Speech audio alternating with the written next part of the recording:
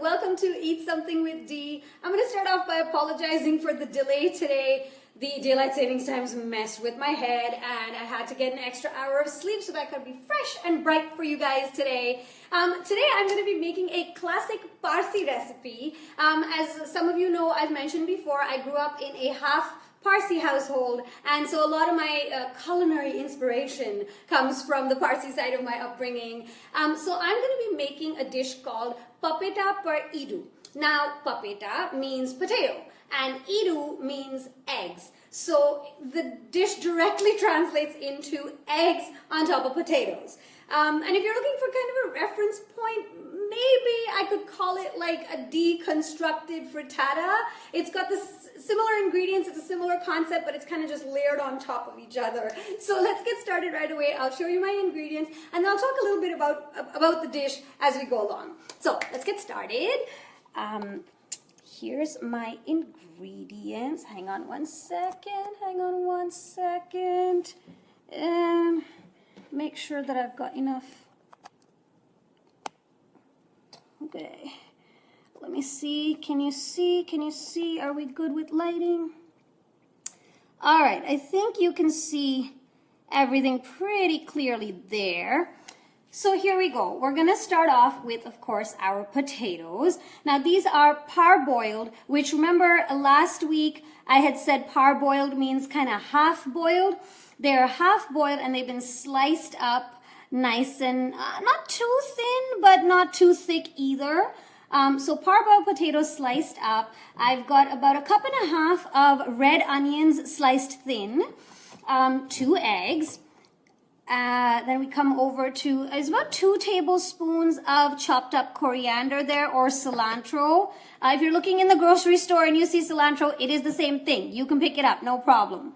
And this is about 1 tablespoon of green chilies, because I love my green chilies. If you hate them or if you can't handle the spice, then you can avoid them. Coming over here, I've got 2 teaspoons of fresh ginger garlic paste. I just made it in the morning. It smells delicious.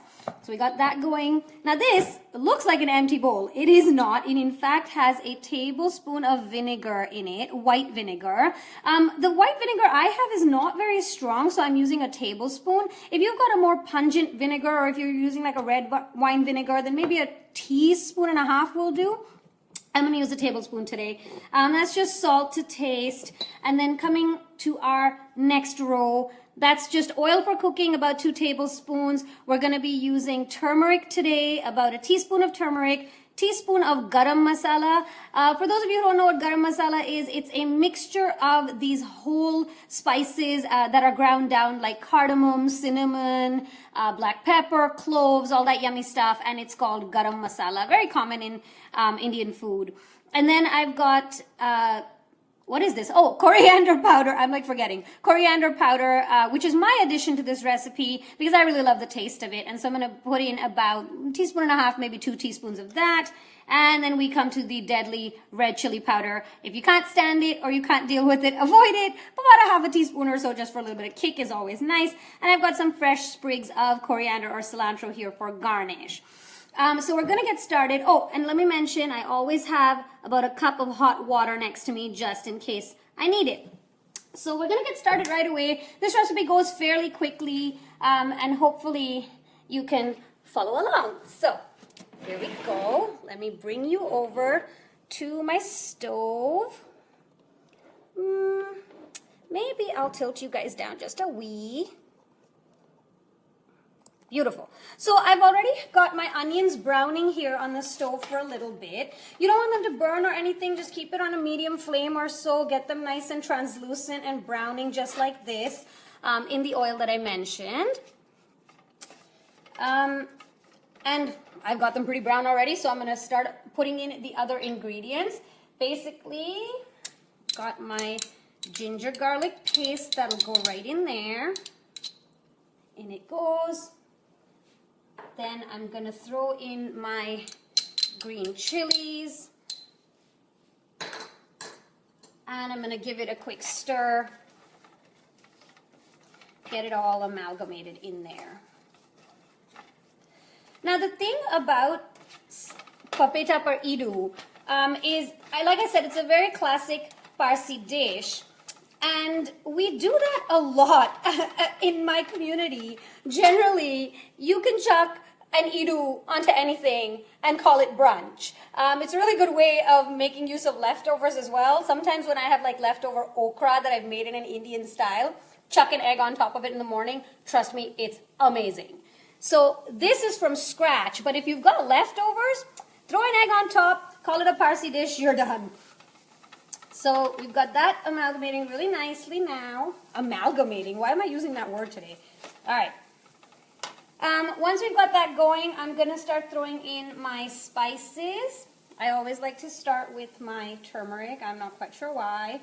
About a teaspoon of that. And then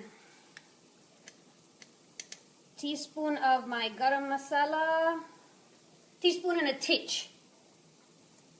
And then a nice heaping teaspoon of, 2 teaspoons of coriander powder. And last but not least, just a titch of red chili powder. Now, titch is a measurement I made up for myself. And if you don't remember, it's a little more than a 1/4 teaspoon, a little less than a 1/2 teaspoon.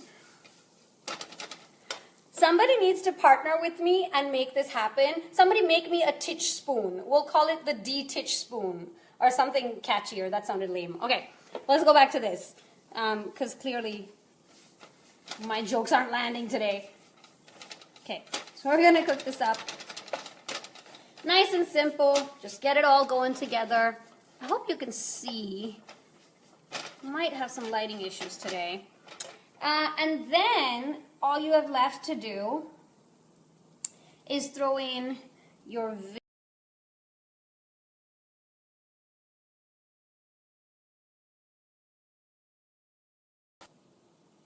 Okay, and we're back.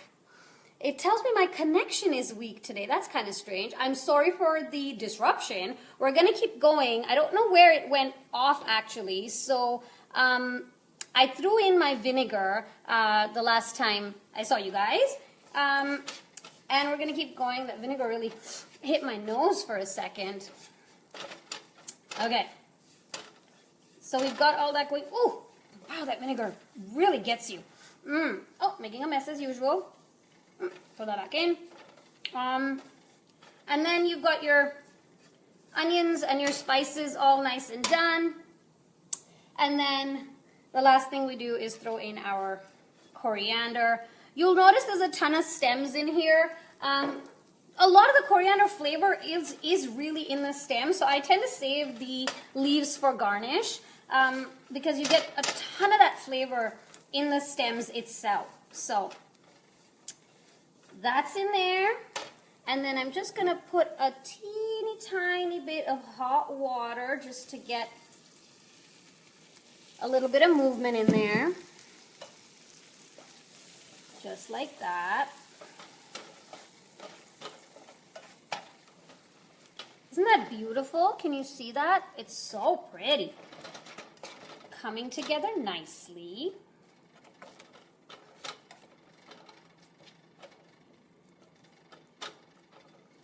Perfect. And so now we're already ready to throw in our potatoes, which makes the bottom layer of this dish. So I'll let you watch that cook because it's clearly fascinating.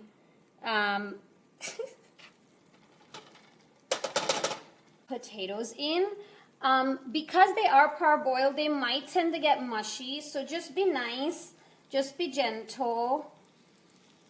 Don't shove them around too much, and even once we layer them all in, we're going to be really careful with how we treat them.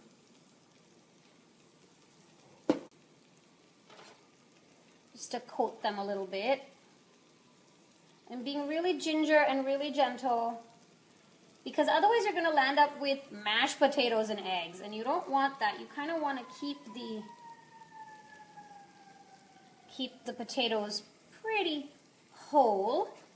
So, right, that's a little bit in there, and then you just go ahead and throw in the rest. I like to make a little layer at the bottom of this. It's not necessary, but I like to layer. It makes for a nice, neat papeta per Eedu. So get all of my potatoes in there. And then, like I said, you want to be nice and gentle. You want to continue coating them with all the yummy onion and spices and vinegar yumminess and all of that. But just, you know, be gentle. Because again, mashed potatoes and eggs, I'm not so sure. That's not a recipe I've tested. This one I can vouch for. So we coat them all nicely. Make sure everything gets a little bit of love and a little bit of onions. Just gentle, gentle, gentle. That's my buzzword for today. It's the secret word. When I say it, throw your hands up and yell. Who does that? Pee-wee's Playhouse? I guess Pee-wee's Playhouse. Okay. So, as you can see, most of my potatoes have gotten some love. And I'm continuing to keep my sort of layer going because that's what I want. I want a nice bed of potatoes. At this point, I like to throw just a titch of water in just around the edges like this. Just a little bit. And then cover it off. Now don't laugh, my cover is too big for my pan because this pan doesn't have a lid and I'm a home chef and I don't have like a million pans. I have a million pans actually of different sizes, but this one, the cover doesn't fit. So anyway, while that's steaming up a little bit and cooking up, let me tell you a little bit more about papeta per Eedu and the like crazy thing we do with throwing eggs on things. When I was growing up, my mom made sali per Eedu a lot, and sali is like really thin potato sticks, but thinner than what you get in Canada here. And it's really delicious, and it's just like a crispy wafer kind of thing, and you throw in all these spices in it, and you break an egg on top, and it's a really delicious brunch dish. But nowadays, of course, because I'm in Canada, I can't do that, but I can do wafer per Eedu. And wafer is just like your regular like Lay's chips or Mrs. Vicky's, whatever wafer chips, just plain potato chips that you like. You can actually do that as well and break an egg on top, and it's delicious. And I mean, this dish is something you could do for brunch by itself. You could also do it as a side dish. You know, if you're serving like a 3-4 course meal, you could do it as a starter.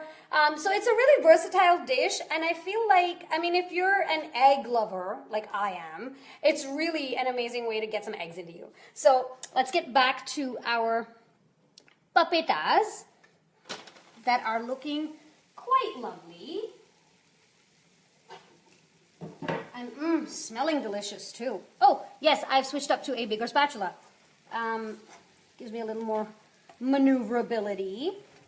I'm gonna swap these around a little bit, see if they're doing okay.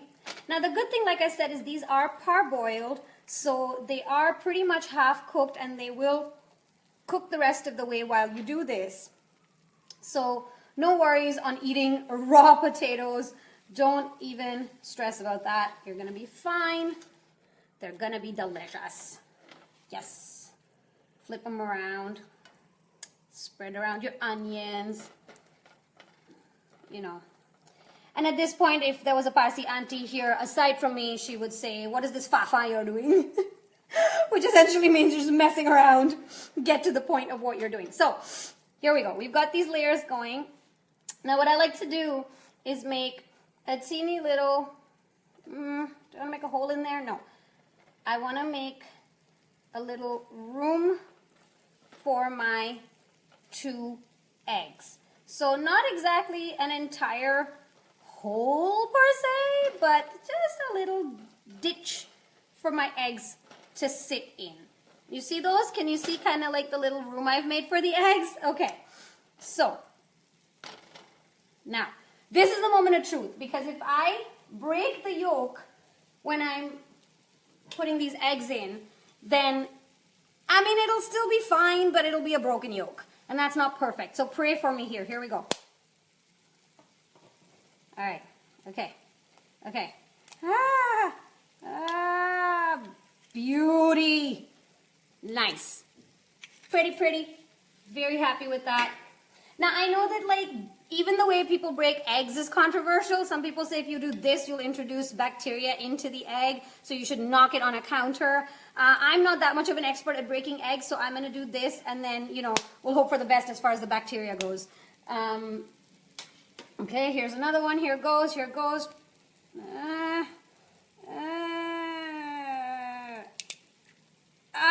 Survived. I love it. Beautiful. Oh, okay, that was stressful.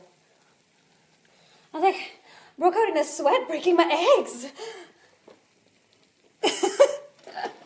All right, okay. So, that's enough drama for now.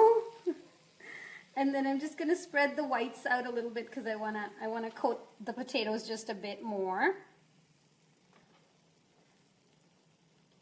And then for me, I add my salt at this point because I actually like to put salt in on the eggs, and I feel like, in my head at least, the salt is really getting into the raw egg. So that's what I like to do. I throw it right on top and then just, you know, spread around your potatoes. And again, salt is to taste. I'm a bit of a salt fiend, so you don't have to follow my example. But yeah, do what you need to do to make it to your taste. And then you let it sit for a little bit because the eggs, now it depends on how you like your eggs. If you like your eggs runny, you can cover it off just for a short little bit. If you want the egg to harden up a little bit, you can cover it off for longer. But basically, either which way, you cover off your eggs and you let them steam. And so this gives me an opportunity to tell you a little bit more stories and to kill time, obviously. So I've mentioned a lot of times that I'm Parsi and I grew up in a half Parsi household because my mom is Parsi and she is where I get all my recipes from. Sometimes I actually write to her the week of and be like, Mommy, give me a recipe.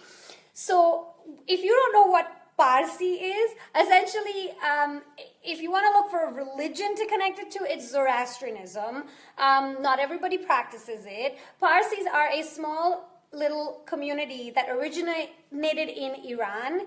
And then the Parsi faction that I am from is the faction that fled to India many thousands of years ago and settled in Gujarat. And that's why we speak Gujarati as our language. And a lot of our food is actually a mixture of Gujarati food and Indian food and all the Irani influences. And so it comes together in this really beautiful mishmash of cuisines. And Parsi food is really, really famous back home. If you ever get invited to a Parsi wedding, you need to go. You will not regret it. The food is absolutely amazing.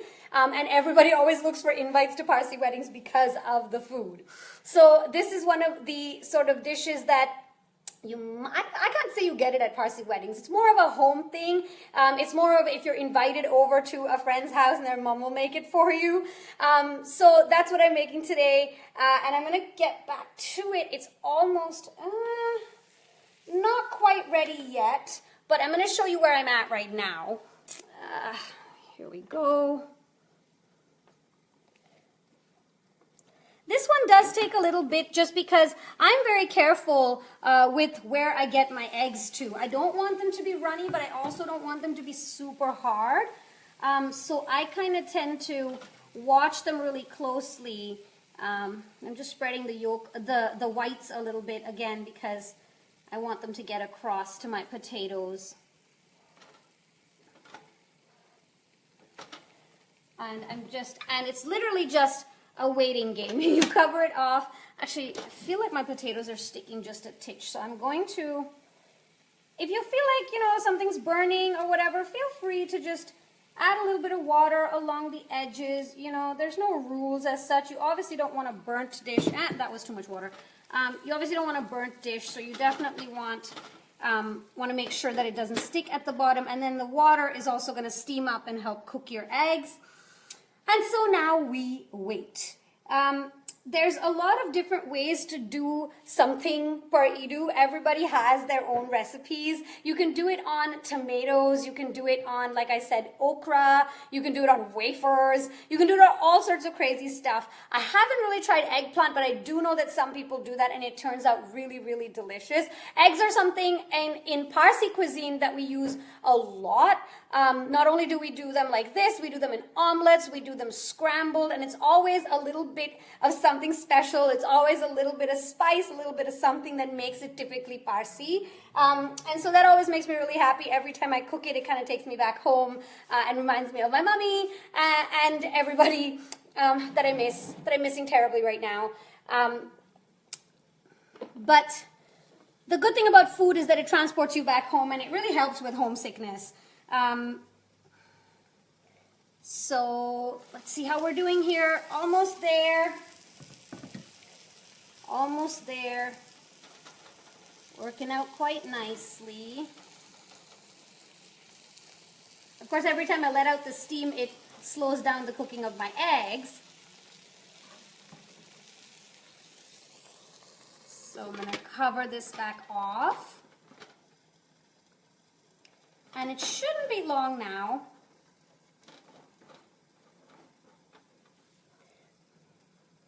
For me, the greatest achievement today was just making sure that these eggs didn't like splatter in the pan. I managed to get 2 perfectly broken eggs with the yolks intact, which I'm very, very proud of. But you know, if you can't do that, you can actually whip up the eggs like you would for an omelet and then just pour it all around on top. And that way you have a nice even spread of eggs, and it's not just the yolks if you're not a fan of runny yolks. You can actually whip it up. When I do that, I actually whip up the egg whites separately and then I add the yolk in because it gets really nice and fluffy, and then you can coat it on top and have a really fluffy, yummy omelet type layer on top of the potatoes, and then you can do your papeta or Eedu that way. But right now, we're gonna come to this beauty. Yes, finally.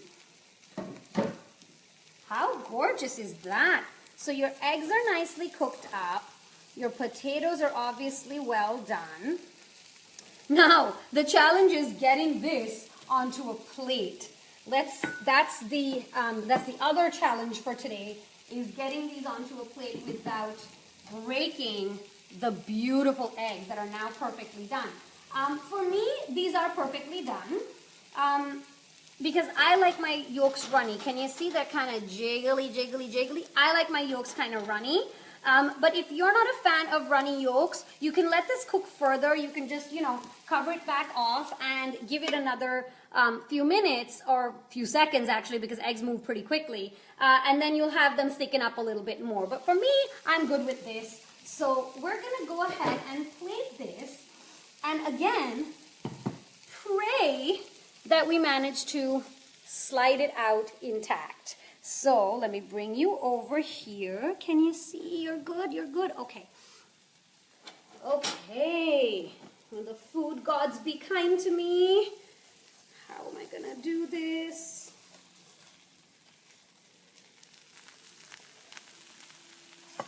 It may or may not work, guys. I don't know. I'm not promising anything. Food gods be kind.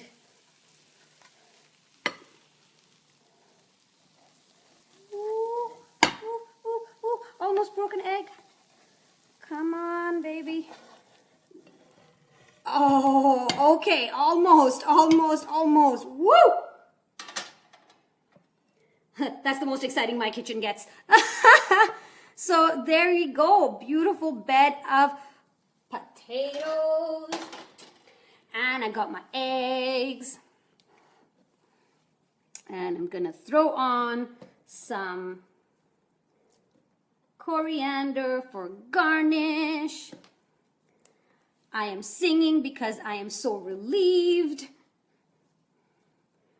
that it didn't become a giant mushy ball of things. Beautiful. And then just garnish and throw some green looking things. Coriander, it's coriander. Onto your dish. And there we go. That's not half bad. I'm quite proud of that. I love that. That is Papeta per Eedu. It's a little bit of a delicate procedure, as you can see, but it turns out really great and it's really, really delicious. I like to sop up the eggs with like a crusty piece of buttered bread. You can do it with dinner rolls, you can do it with toast or just regular bread, whatever you like, or just fork it into your face, you know. I'm gonna give you one more look at it. There we go. And then I'm going to turn my camera up so I can talk to you guys one last time. So that's the whole all. That is Papeta per Eedu. Now remember, you can break an egg on top of anything and call it brunch, but this is my mummy's Papeta per Eedu recipe, classic Parsi style. Try it in your home, enjoy it, and enjoy the rest of your Sunday. Thank you so much for tuning in, and thank you for keep staying with me through the technical difficulties. I will see you guys next Sunday. Thank you. Bye.